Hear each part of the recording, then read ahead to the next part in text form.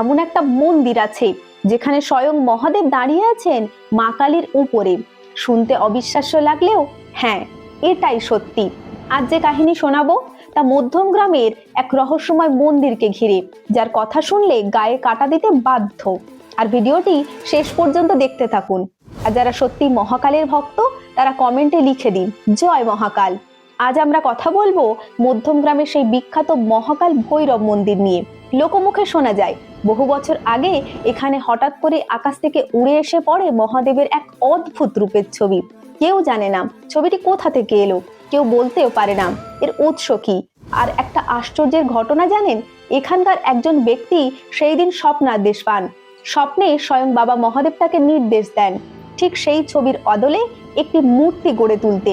তিনি নাকি বলেন, আমি এই রূপে এখানে পূজা পেতে চাই। স্বপ্নাদেশ মেনেই গড়ে ওঠে এই মন্দির।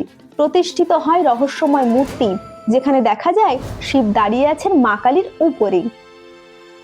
অদ্ভুত বিষয় হলো কোনো পুরাণে কোনো শাস্ত্রে এই রূপের উল্লেখ নেই, তবুও দিনের বেলায় ভক্তদের ভিড় লেগে থাকে এখানে।